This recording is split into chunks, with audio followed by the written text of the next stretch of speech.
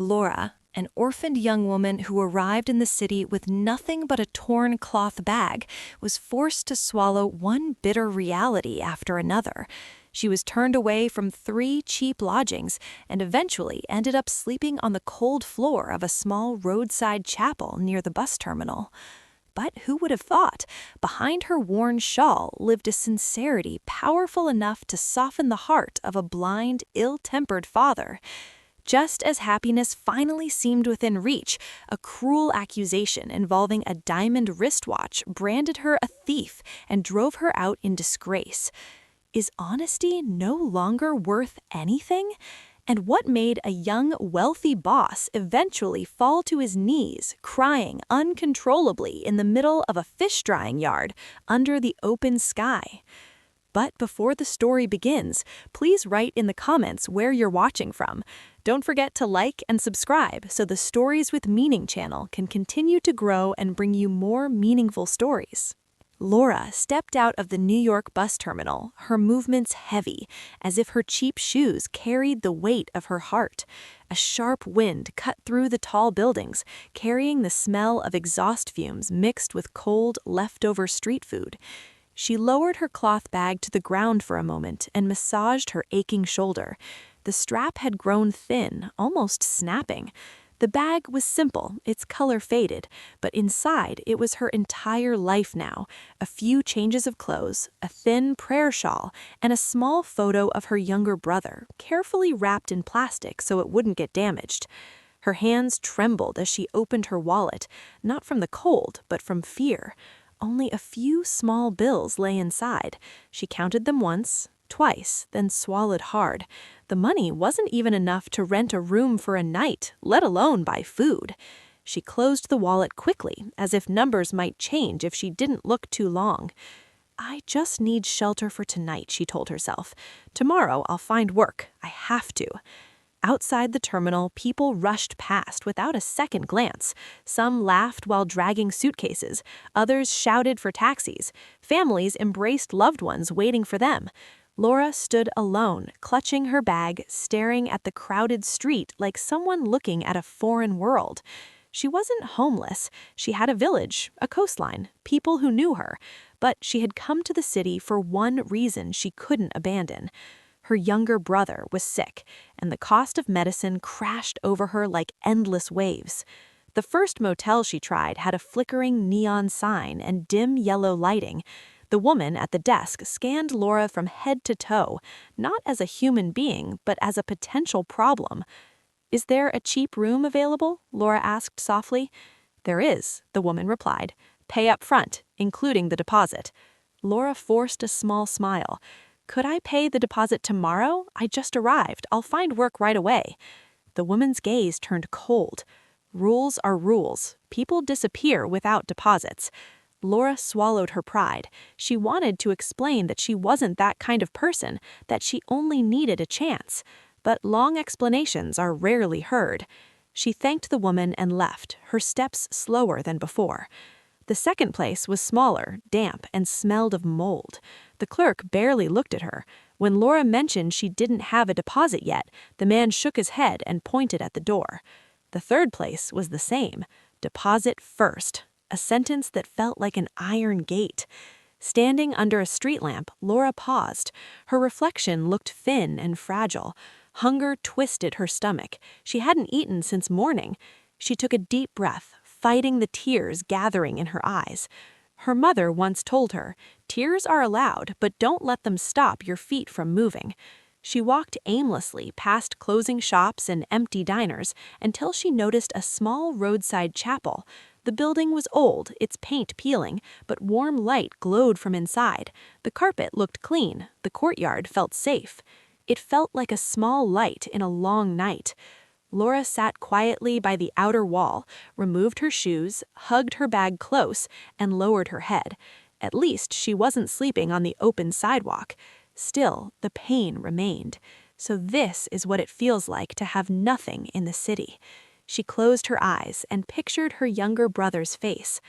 "God," she whispered, "if this is a test, please give me strength. I don't ask to be rich. I just need a way to help my brother." That night, people began arriving for evening prayer. Middle-aged men, tired workers, street vendors closing for the day. Laura stayed outside, feeling awkward, afraid of being seen as a burden. Then, a sleek car stopped nearby. A young man stepped out. His clothes were simple but refined, his presence calm. His name was Adrian. He usually stopped at this chapel after long workdays. Tonight, as he passed the courtyard, his eyes caught Laura sitting quietly, hugging her bag. She wasn't begging, she wasn't crying, she was simply enduring. Her face was pale and exhausted, but her eyes still held light, not surrender, but determination. Adrian hesitated. He thought of his father, Mr. Brooks, who had lost his sight in an accident a year before and grown bitter and angry since. Caregivers kept quitting. The large house felt emptier every day. Adrian approached gently. "Sorry," he said softly. "I don't mean to bother you. Are you okay?" "I'm fine," Laura replied quietly, though her voice betrayed her. "I'm going to pray," Adrian said. "If you're still here afterwards, may I talk to you? Only if you're comfortable." Laura nodded. After prayer, Adrian returned. Laura hadn't moved. "My name is Adrian," he said. "Are you new to the city?" "Yes, I'm alone. I'm looking for work." Adrian studied her shaking hands. "Can you cook or take care of an elderly person?" Laura looked up. "I've taken care of my younger brother. I can cook." Adrian took a breath.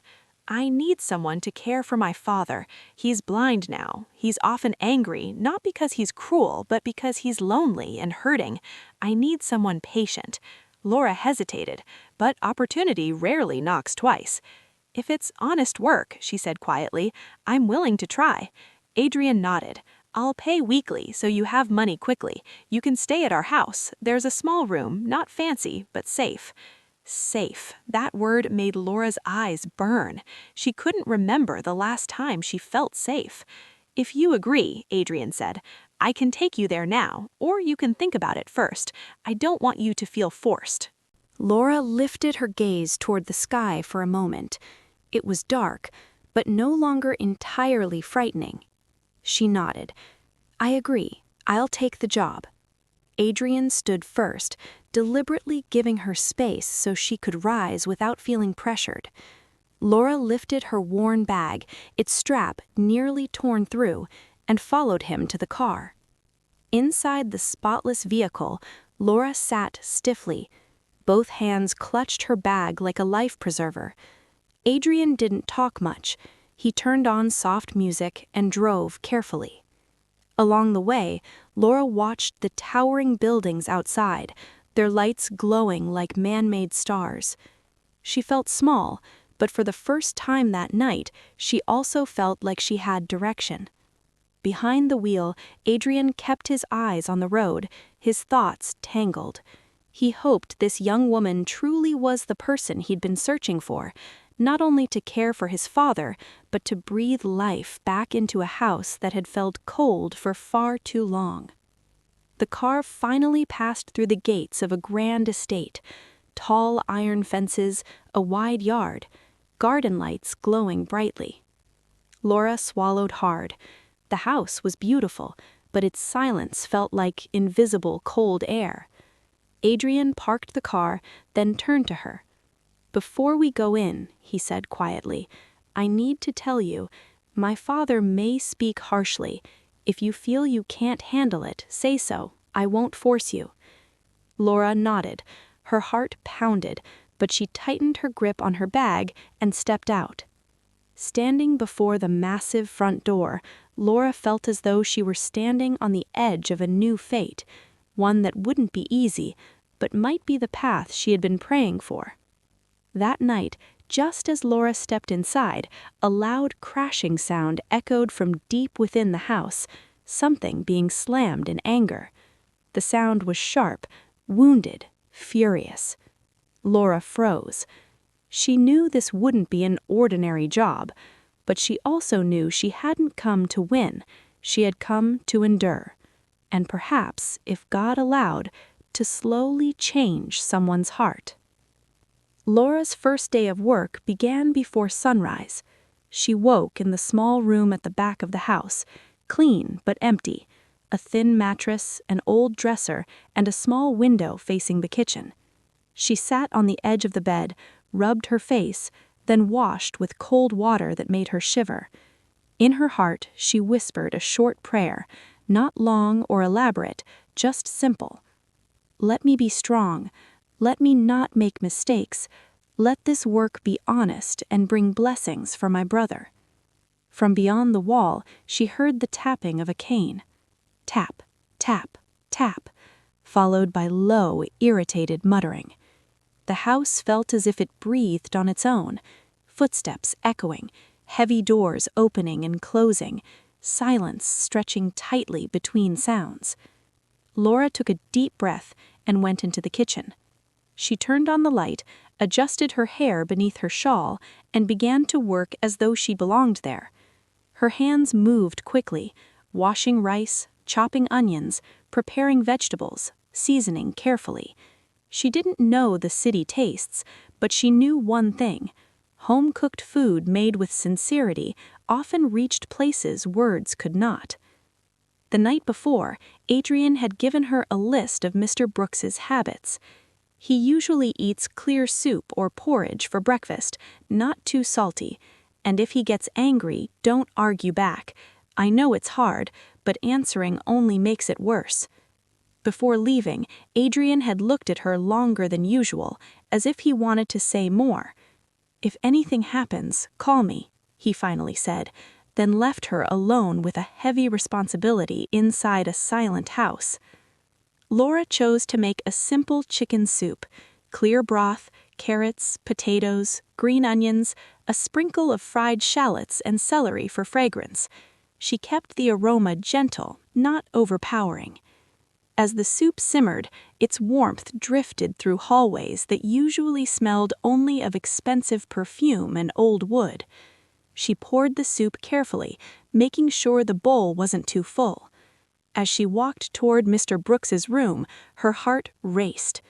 The hallway was long, carpet thick, walls lined with paintings whose faces felt as though they were watching her. At the far end stood the largest door. A wheelchair was parked neatly outside. She knocked softly. "Sir, breakfast is ready." Silence. Then a heavy, suspicious voice. "Who is it?" "It's me," Laura replied carefully. The door didn't open. "Come in if you dare, and don't act clever." Laura opened the door slowly. The room was large but dark. Thick curtains blocked the windows, as if the owner refused to let light inside. Mr. Brooks sat upright beside the bed, his face turned forward though his eyes stared into nothing. His hair was mostly white, his expression carved from stone. A cane rested in his hand, tapping the floor, his way of making sure the world was still there. Laura swallowed hard. The house was beautiful, but its silence felt like invisible cold air. "This is chicken soup, sir. It's still warm." "Another caregiver," he snapped. "Does Adrian think I'm a baby who needs spoon-feeding?" "No, sir," Laura said quickly. "I only prepared the meal."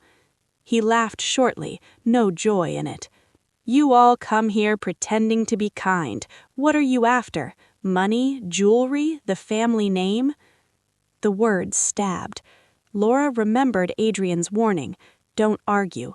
She lowered her head. "I came because I need work, sir. I have nothing to take from you." "That's exactly what makes you dangerous," Mr. Brooks cut in sharply. "Put it there." He gestured blindly. Laura obeyed, setting the tray on the small table. She reached for a spoon, but suddenly his hand moved, roughly touching the bowl, testing it. "Warm?" he asked. "Yes, but I can wait if—" Before she finished, Mr. Brooks shoved the bowl.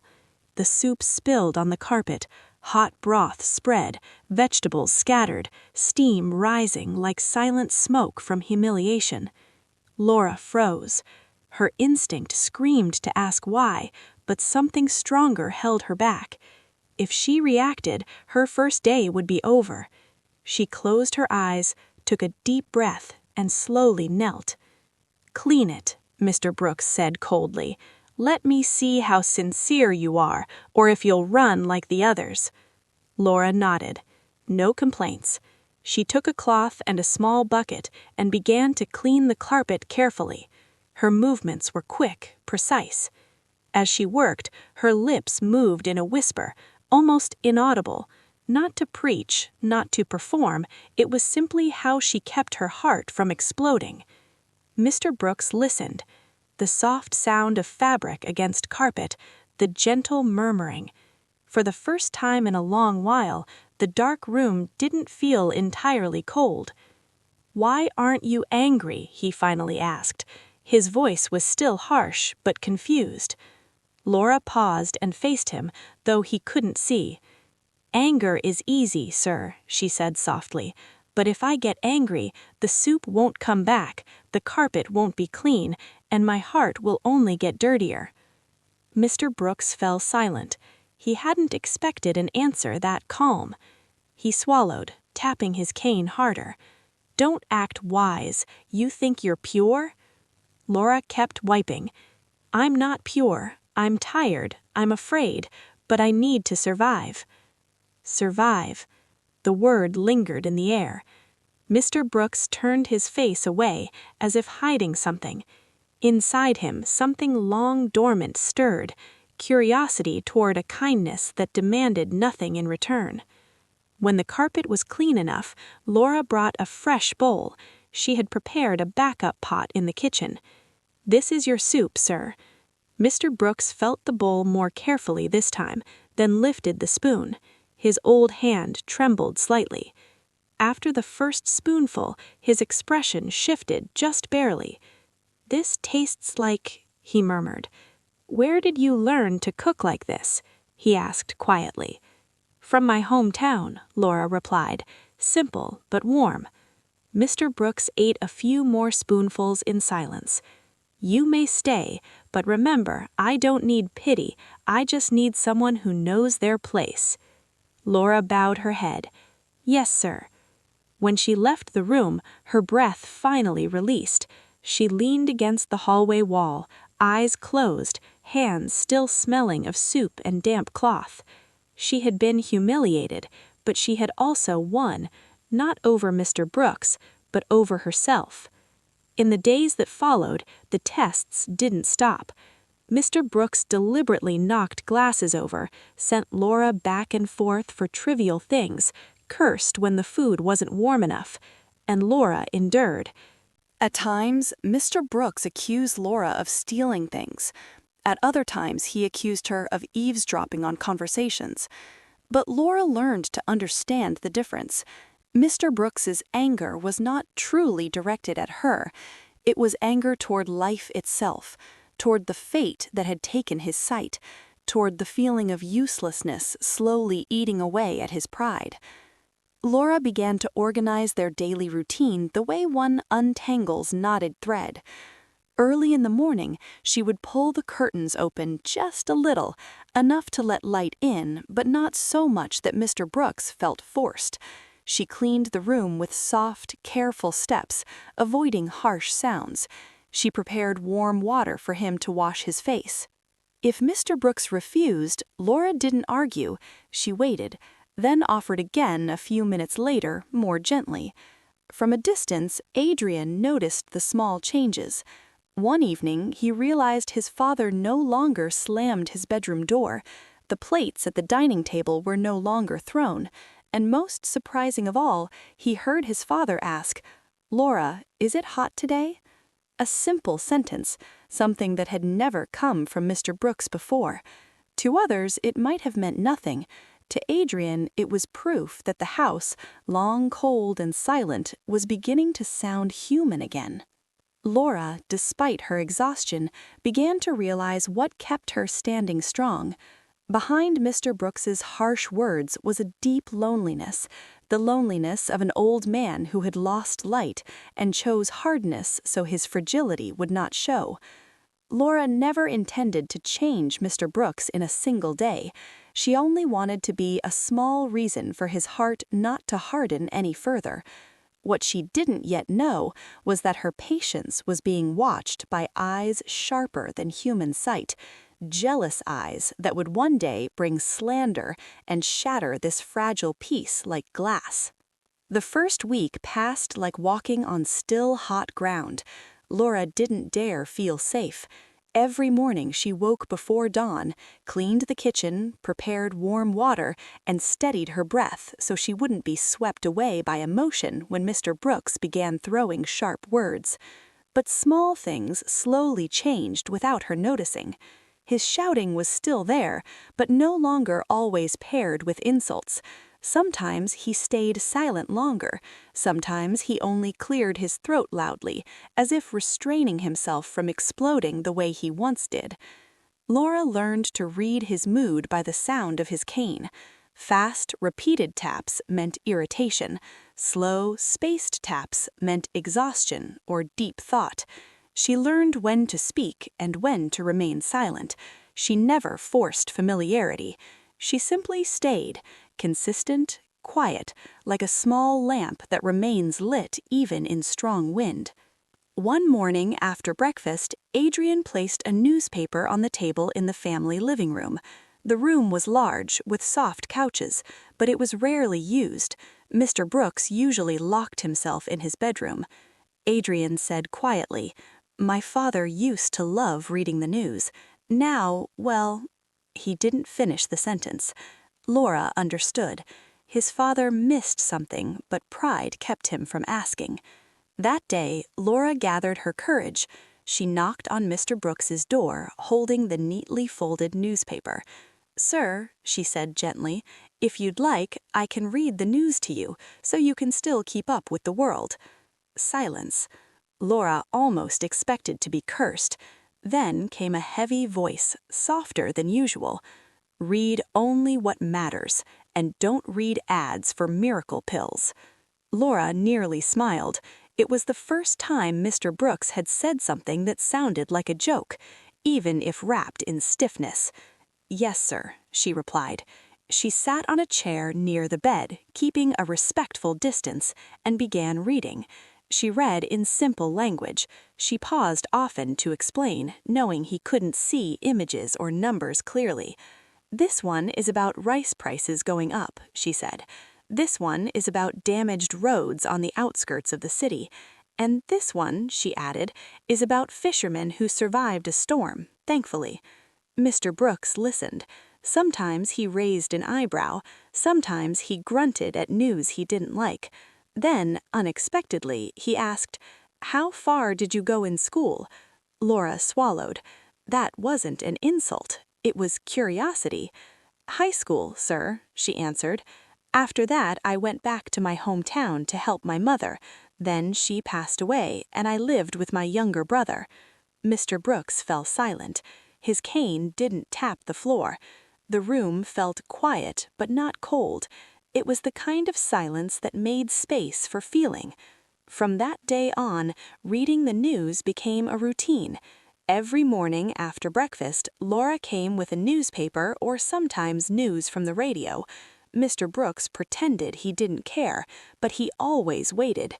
He even began commenting, "This government talks too much. People complain too easily these days." Laura never argued.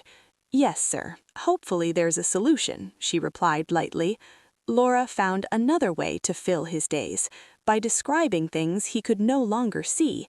In the late afternoon, when the air cooled, she invited Mr. Brooks to sit on the porch. At first, he refused. "What's the point? I can't see anything," he said. Laura didn't push. She set the chair, let the breeze enter the room, and said casually, "The wind feels nice today, sir. The plumeria flowers in the yard smell good, too." Eventually, Mr. Brooks came out. On the porch, Laura sat beside him, keeping a respectful distance, and began to describe. "The sky this evening is orange, sir, but near the edges there's a soft purple, like fabric dipped in water." She used simple words. She knew not everyone liked poetic language. "The clouds above the mango tree look like a boat."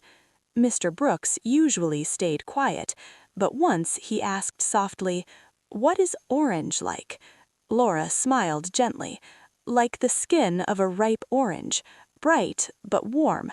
Mr. Brooks nodded slightly. For a split second, his face showed something fragile, like a man trying to remember a world that had disappeared from his eyes. From the window of his home office, Adrian often watched the scene. He saw his father sitting more calmly, he saw Laura speaking with a gentle smile, and he felt his chest tighten. The house that once felt like a silent museum now had the sound of life. Adrian began coming home earlier. Sometimes he even sat nearby, listening as Laura read the news, pretending he was just passing through. One evening, as Laura prepared dinner, Adrian stood at the kitchen doorway. "Laura," he called softly. "Yes, Mr. Adrian," she replied, still stirring the vegetables. He hesitated. "Thank you," he said at last. Laura turned, surprised. "For what?" Adrian exhaled. "My father hasn't been like this in a long time. I know he's still difficult, but he's calmer now." Laura lowered her gaze. "I'm just doing my job, sir." Adrian looked at her for a moment longer. "It's more than that," he said. "I can see it. You're sincere." The word made her uncomfortable. She only nodded and returned to her cooking, but sincere stayed with her, warming her heart in a way she hadn't expected. Unfortunately, just as peace began to settle, someone arrived carrying a different kind of wind. That morning, a car stopped in front of the house. Its horn was loud, careless of the silence the house was used to. Laura was sweeping the yard when a man stepped out with excessive confidence. His clothes were neat, his wristwatch large, his smile wide but artificial. His eyes scanned the house, the yard, everything, as if already claiming ownership. Adrian stepped out, his expression instantly tense. "Rico," he said. The man laughed. "Wow, cousin, it's been ages." He hugged Adrian briefly, but the embrace felt more like a display than affection.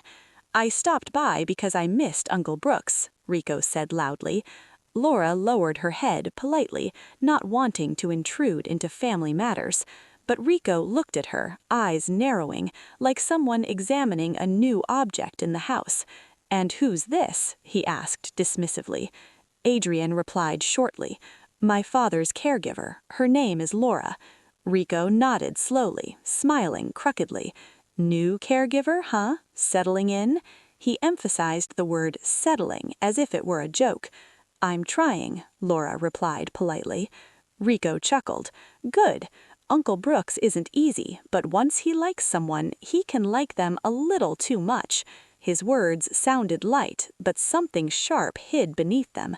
Laura didn't respond. She returned to sweeping, though her ears caught every tone. Rico walked into the house casually, as if he owned it. "Uncle, it's Rico," he called loudly. Mr. Brooks emerged with his cane. At the sound of Rico's voice, his face hardened, as if an old wound had reopened. "You," he said flatly. Rico laughed, forcing familiarity. "Yes, Uncle, I heard you have an amazing caregiver now." Mr. Brooks snorted. "Don't act sweet. You never come without wanting something." Rico pretended to be offended, then quickly laughed it off. "Uncle, you're always suspicious." One afternoon, Laura was reading the newspaper aloud on the terrace, while Rico sat on the opposite side, pretending to listen. Mr. Brooks looked more at ease than usual, and even said, "Laura, read the one about the fisherman again." Rico glanced at Laura. In his eyes flashed something unfriendly, like jealousy beginning to grow. That night, as Laura walked down the hallway carrying warm tea for Mr. Brooks, she heard Rico whispering to Adrian in the living room. Laura had no intention of eavesdropping, but Rico's voice was loud enough. "Cousin, are you sure this woman can be trusted? Someone from the countryside like that? Usually when they see a big house, their eyes turn green." Adrian replied coldly, "Watch your mouth, Rico." Rico chuckled softly. "I'm just reminding you, Uncle Brooks is rich. Lots of people want a piece of it. Since I'm family, of course I worry." Laura held her breath. Her chest burned, but she kept walking as if she hadn't heard anything. She remembered the advice not to react. Still, that night she couldn't sleep. She felt like she was in a house that had just begun to feel warm, yet someone had opened the door to let cold air rush in. The next day, Laura's unease proved not to be mere imagination. After lunch, Mr. Brooks shouted her name from his bedroom. "Laura!" She hurried in. "Yes, sir?" He growled. "My watch is missing." Laura froze. "Which watch, sir?" "My wristwatch, the antique one. It has small diamonds around the edge." His voice rose as his cane struck the floor. "I keep it in the drawer, always in the drawer. Now it's gone." Laura swallowed hard. I've never opened your drawer, sir." Mr. Brooks laughed bitterly. "Of course you'd say that. Who else comes into my room besides you? Rico and Adrian are family. You're an outsider."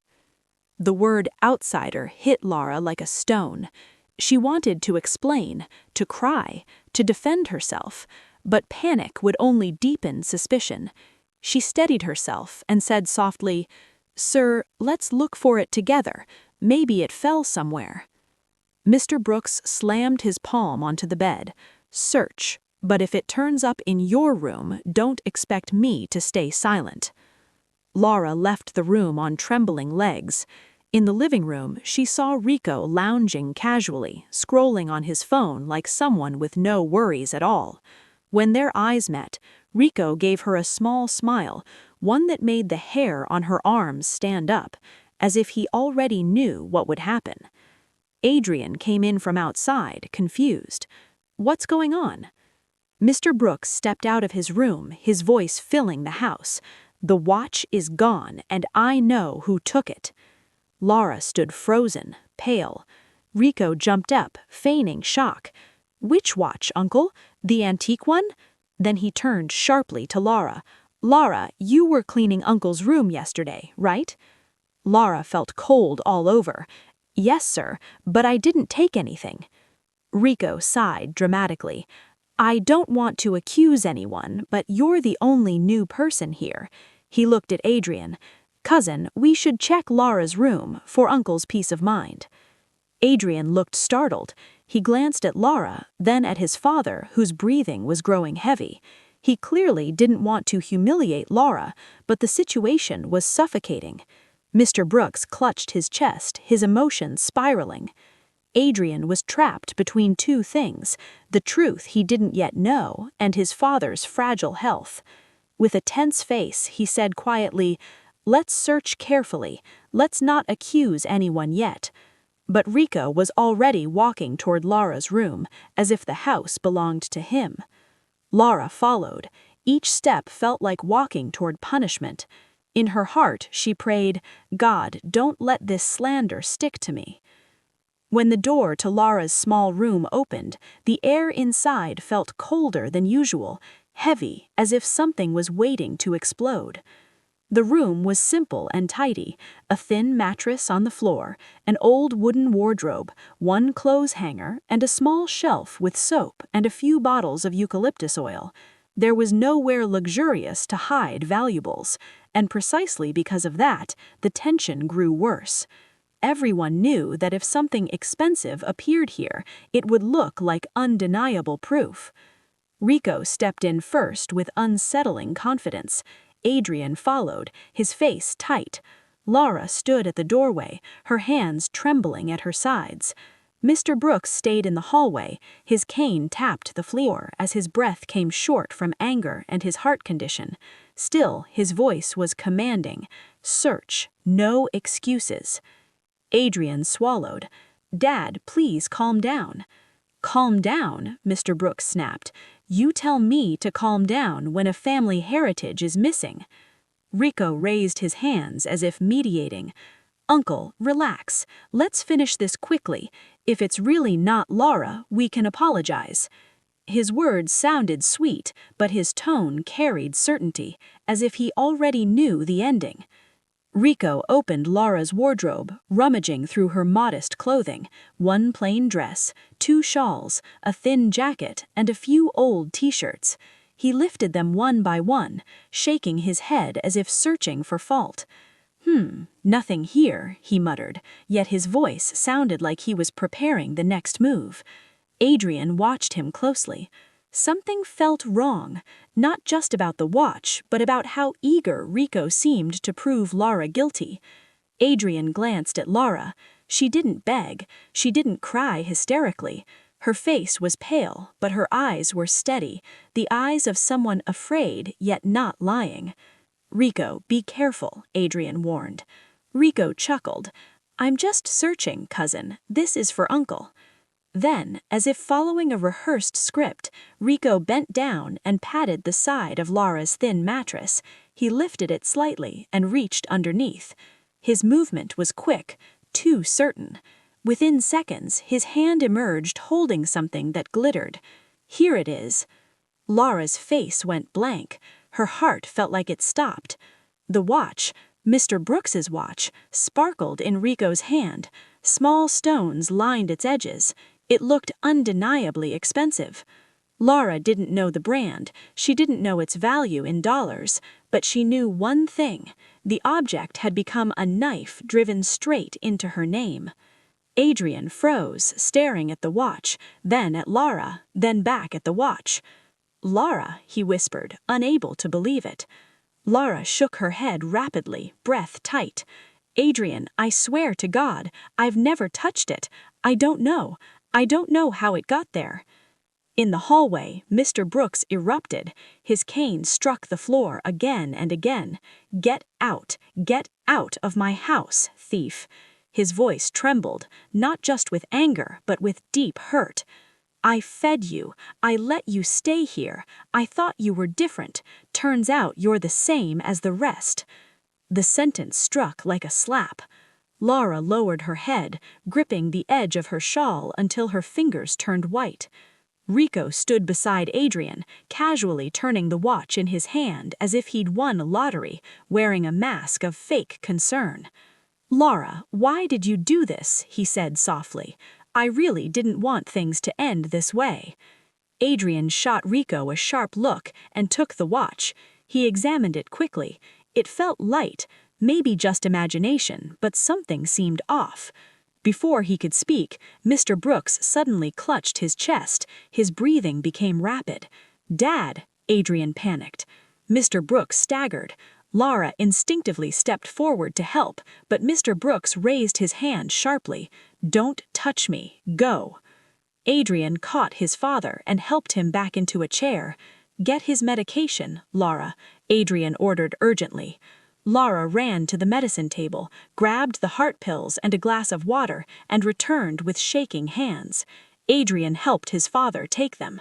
When Mr. Brooks's breathing finally eased, he pointed down the hallway with a trembling hand. "Throw her out, now." Adrian closed his eyes briefly. His face showed a brutal conflict between logic and circumstance. He looked at Laura, wanting to say, "I believe you," but there was no room for that. His father could collapse if this continued. Adrian exhaled and spoke softly, as if forcing the words out. "Laura, it's better if you leave for now." Laura looked at him, waiting, hoping for another sentence. "Adrian," she whispered, "I didn't do it." Adrian swallowed again. "I'll find out the truth, but right now, my father—" He couldn't finish. His eyes were red. Laura nodded faintly. Her heart felt crushed. She went to her room, grabbed her worn cloth bag, and stuffed a few clothes without folding them. Her hands trembled, but her movements were fast, like someone being chased. She walked out with her head lowered, passing through the hallway that once felt like hope, now feeling like exile. At the front door, Laura paused. She turned once, not to beg, but to swallow reality. This house had once felt warm, if only briefly. Now she was an outsider again. Worse, an outsider branded a thief. Rico stood. She only walked to a small bus terminal and sat in a corner, waiting for the night bus heading toward the coast. When the bus finally arrived, Laura boarded without much conversation and took a seat by the window. City lights slid backward as if leaving behind a life that had almost begun to improve. Morning in the village greeted Laura with the smell of the sea and the sound of roosters crowing. Laura stepped off the bus with weak legs. The dirt road she used to walk every day felt heavier than before. Her house was small, its walls made of wooden planks, but that was where her younger sister was waiting. Her sister Rara was still in her teens, thin, easily exhausted. When she saw Laura return, Rara's eyes lit up for a moment, then dimmed when she noticed her sister's face. "Why are you home so soon?" Rara asked softly. Laura swallowed and forced a smile. "The job ended early, Ra," she lied. She wasn't ready to tell the story of the false accusation. She pulled her sister into a tight embrace and buried her tears on that small shoulder. She didn't want Rara to break as well. Laura's days in the village returned to how they used to be, drying salted fish, helping neighbors clean their yards, searching for small income from anything she could do. But the wound of slander never left her. At night, Laura often woke up haunted by Mr. Brooks's words. "The words of the poor are cheap." Those words cut deeper than insults, because Laura knew she had never taken anything. Meanwhile, back in New York, the atmosphere in the large house changed drastically. After Laura left, the house grew cold again. Mr. Brooks became quieter, but it wasn't peaceful silence. It was the silence of someone who regretted something but was too proud to admit it. Several times he called Laura's name without realizing it. "Laura, tea." Then he'd snap back to awareness and strike his cane in frustration. Adrian noticed the change and his heart grew heavier. He couldn't forget Laura's eyes when she was thrown out. Those were not the eyes of a thief. They were the eyes of someone destroyed without getting a chance. Yet Adrian couldn't openly oppose his father, whose heart condition made everything fragile. He was trapped in guilt.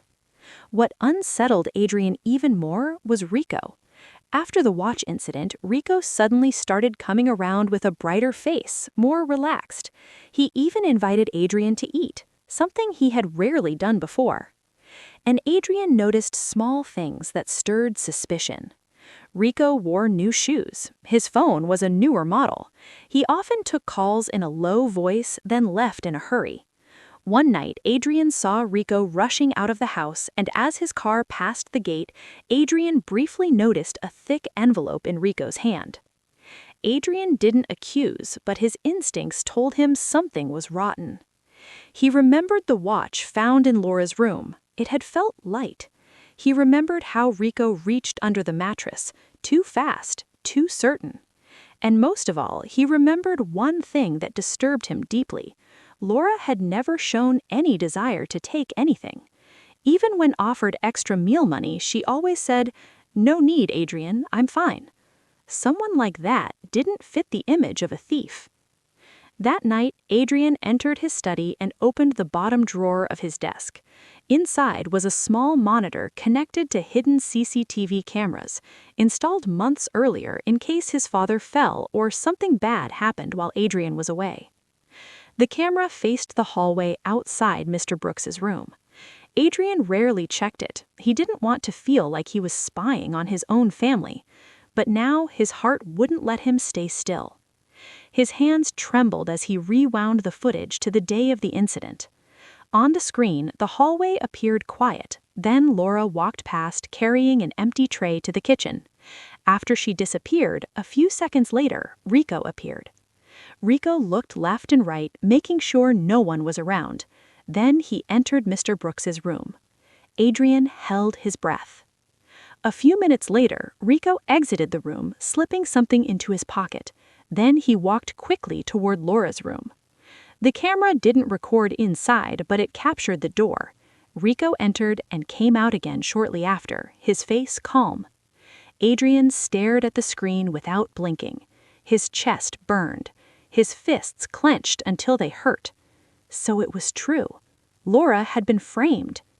Adrian immediately checked more footage. He watched Rico sitting casually before the chaos began. He saw Rico's fake shock. Adrian felt nauseous. This wasn't just a small lie. This was the destruction of someone's life for money. Adrian stood up abruptly, his chair scraping loudly. He stormed out of the study toward the guest room Rico used when he stayed over. Empty. Rico was out. Adrian glanced at the clock and grabbed his car keys. His mind focused on one thing: finding Rico, forcing him to confess, and clearing Laura's name, no matter how. But just as Adrian stepped toward the door, he heard the soft tapping of Mr. Brooks's cane from the bedroom, then his father's weak voice. "Adrian." Adrian stopped and turned. There was something in that voice, not anger, not suspicion. It sounded like an old man beginning to realize he had made a terrible mistake and was afraid it was too late. Adrian paused outside his father's room. "Come in," Mr. Brooks said. Adrian entered slowly. Mr. Brooks sat on the edge of the bed. His cane lay on the floor, one hand pressed against his chest as if searching for breath. His face was pale, his eyes still blind, but the wrinkles on his forehead told of a silent war raging inside. "What is it, Dad?" Adrian asked softly, holding back the anger that had nearly exploded earlier. Mr. Brooks swallowed. "I had a dream," he said quietly, his breathing heavy. "I heard someone reading the newspaper, then the voice disappeared." He paused. "Why does this house feel cold again?" Adrian didn't answer immediately. His chest tightened. He wanted to say, "Because you made it cold," but he held back. Mr. Brooks was fragile, and fragility was what he hated most. "Rest, Dad," Adrian said quietly, holding back his anger. "I need to take care of something." Mr. Brooks lifted his head slightly, catching something in Adrian's tone. "Take care of what?" Adrian clenched his jaw. "The truth." Mr. Brooks went silent. Then he let out a long breath, as if a burden had fallen. "If you find something," he said softly, "don't be afraid of me. I might have been wrong." The words froze Adrian. His father had never said, "I was wrong." Adrian nodded once. "I'll find the truth." He left, grabbed his car keys, and made a call to an old friend who worked as security staff at an office building nearby. Adrian didn't need many people, just one witness to help keep Rico from running. Then Adrian drove fast, but controlled, through New York, retracing where Rico might have gone. He remembered one place, a small cafe downtown where Rico often hung out, a place filled with cigarette smoke and forced laughter. People like Rico, Adrian thought, when they get money, they want to look like winners. Sure enough, Rico's car was parked outside the cafe. Adrian stepped out, his stride firm. Inside, Rico sat with two friends. Expensive drinks were on the table. Rico laughed loudly as if the world belonged to him. A thick wallet lay in front of him, visibly full. Adrian stopped beside the table, expressionless. "Rico," he said. Rico looked up, startled for a split second, then forced a relaxed smile. "Hey, cousin, sit down. You look tense." Adrian didn't sit. His eyes were sharp. "We're going home, now." Rico raised an eyebrow. "Home? Why? I'm in the middle of something." Adrian leaned closer, his voice low and dangerous. "Don't make me cause a scene here." Rico's friends exchanged uneasy looks. Rico chuckled, trying to keep his composure. All right, no need to get angry. I'll come." Outside the cafe, Rico kept joking. "What's wrong with Uncle Brooks? Still angry? I was just helping." Adrian opened the car door and stared coldly. "Get in." Rico grew nervous. "Cousin, you're being serious. I'm family." "Family doesn't frame innocent people." Rico silenced. At home, Adrian took Rico straight to the study. The CCTV monitor was still on. Adrian's security friend stood near the door, silent, ready. Rico glanced around and laughed lightly, pretending calm. "What's this? An interrogation?" Adrian pressed play. The footage showed everything. Rico entering Mr. Brooks's room, then Laura's room.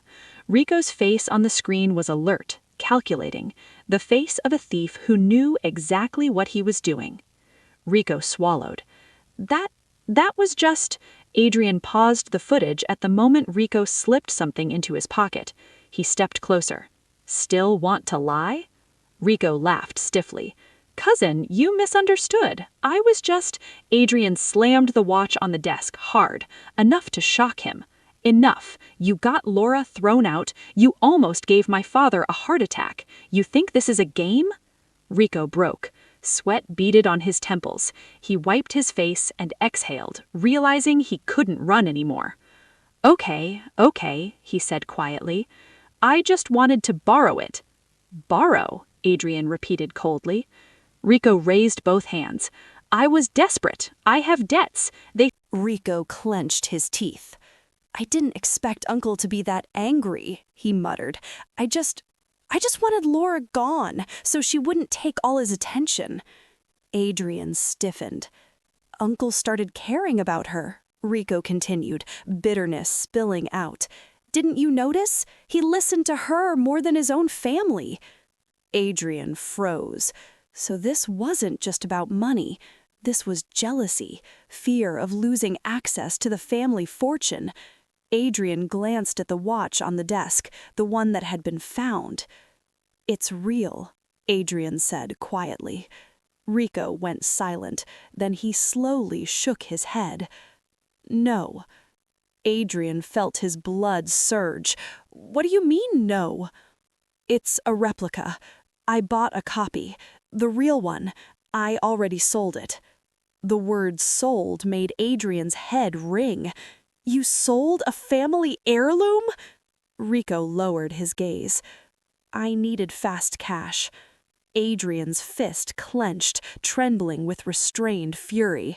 To whom? He demanded. Rico mentioned the name of a shop and its location. Adrian memorized it, then stared at him again. So you took the real watch, replaced it with a fake, planted the fake in Laura's room so she'd be accused, and then ran away with the money from selling the original? Rico nodded, his shoulders sagging. I lost control. Adrian let out a short laugh, dry, bitter. That loss of control nearly destroyed someone's life. At that moment, the sound of a cane echoed outside. Tap, tap, tap. Slow, heavy. The study door opened. Mr. Brooks stood in the doorway, supported by a house attendant who was rarely seen. His face was pale, but his posture was firm, as if he were forcing himself to stand for one single reason: to hear the truth with his own ears. Dad? Adrian gasped. You should be resting, Adrian said quickly. Mr. Brooks raised a hand, silencing him. I want to hear it, he said firmly. Rico turned sharply, panic flooding his face. Uncle! Mr. Brooks stepped forward slowly. His cane tapped the floor with a steady rhythm, like a clock counting regret. Adrian pulled out a chair. Mr. Brooks sat down carefully. His breathing was heavy, but he did not turn away. Repeat it, Mr. Brooks said quietly, sharply. What did you do? Rico lowered his head. His voice broke. Uncle, I took the watch. The room froze. Mr. Brooks didn't move. For several seconds, only breathing could be heard. Then he laughed softly, a laugh with no humor in it. So I threw Laura out because of you? Rico rushed forward, trying to grab Mr. Brooks's hand, but Mr. Brooks raised his cane slightly. Rico stopped. Don't touch me, Mr. Brooks said flatly, his voice cutting deep. I may be blind, but it turns out my heart was blind too. Adrian swallowed hard. Mr. Brooks drew a long breath, then said to Adrian, That girl, Laura, you sent her away without pay. Adrian lowered his head. Yes, Dad, I I had no choice. Mr. Brooks closed his eyes. Though he could no longer see, tears slid slowly from the corners of his wrinkled eyes. I cast out the most sincere person in this house, he whispered, his voice breaking. She cleaned the floors while praying quietly, and I called her a thief. Rico collapsed to his knees. Uncle, I'm sorry, I was wrong. Mr. Brooks gripped his cane. You were wrong, he said, but the one most at fault is me. He turned his face toward Adrian. Adrian, find Laura. Bring her back, no matter what it takes. Adrian looked at his father. Are you sure, after everything she's been through? Mr. Brooks nodded slowly. I must apologize. If I don't, I won't find peace even in death. Adrian exhaled. Relief and pain tangled in his chest. Relief that the truth had surfaced. Pain because he had been part of her exile. I'll bring her back, Adrian said firmly. Mr. Brooks raised his hand, feeling the table. Bring me paper and a pen. Adrian did. Mr. Brooks wrote with trembling hands. The letters slanted. He couldn't see the lines, but every stroke looked like it was forced straight from his heart. It wasn't a long, beautiful letter. It was an honest one, a confession, an apology, and one sentence that made Adrian choke back tears.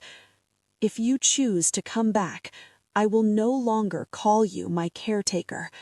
I want to call you my daughter. When he finished, Mr. Brooks handed the letter to Adrian. Take this, he said. Don't let her feel alone ever again. That very night, Adrian prepared to leave. He filled the car with gas, brought cash in dollars, prepared his father's medication, and asked a trusted friend to take Rico to the police, or at the very least to begin the process of accountability, because what Rico had done could not be simply forgiven. Rico cried and begged, but Adrian only said coldly, "You have to pay for this." When Adrian finally sat behind the wheel, the city sky was still dark. Streetlights stretched ahead like glowing lines leading him out of New York. The letter lay neatly inside a folder on the passenger seat. Adrian glanced at it once, then back at the road. The journey to the coastal village was long. Highways turned into narrow roads. Skyscrapers gave way to trees. The noise of the city faded into wind. Hour after hour, dawn slowly broke. Laura's face kept appearing in Adrian's mind, the way she held back tears when she was expelled. He clenched his jaw, guilt biting from the inside. When the sun rose high, Adrian arrived. The air smelled of salt. The roads were narrow. Wooden houses stood in rows. Villagers stared at his car. It looked foreign in such a small place. Adrian asked an elderly woman, "Ma'am, where does Laura live, the one with the sick younger sister?" The woman eyed him suspiciously, then pointed toward an open field near the shore. "She's drying fish over there." Adrian walked quickly, and there, under the burning sun, in the middle of a drying field, he saw Laura.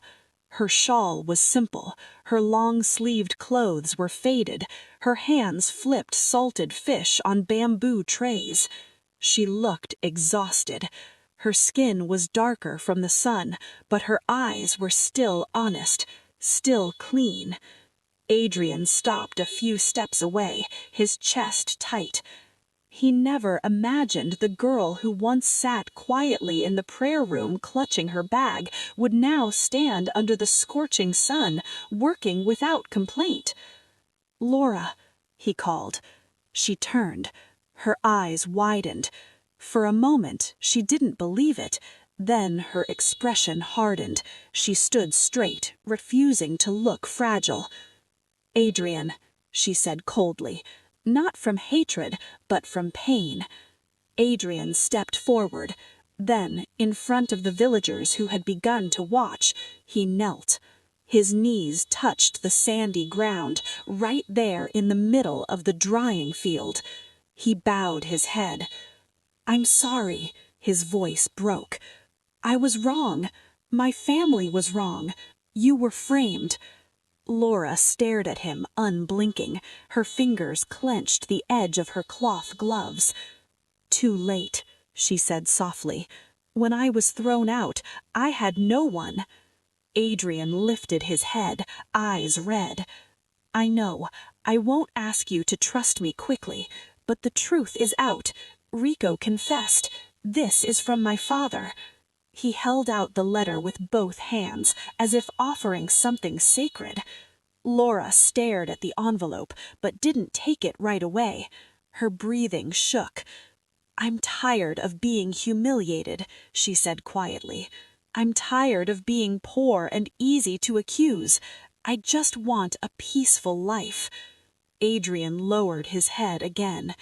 "I understand, but my father regrets everything, and I regret it too." Then he added softly, "If you won't come back for him, at least come back for your sister. You said she's sick. I can help with her treatment. I'm not asking for anything in return." At the word sister, Laura's eyes trembled. Finally, she reached out and took the letter. Her fingers shook as she read Mr. Brooks's crooked handwriting. And when she reached the sentence, "I want to call you my daughter," her tears fell. Not because she was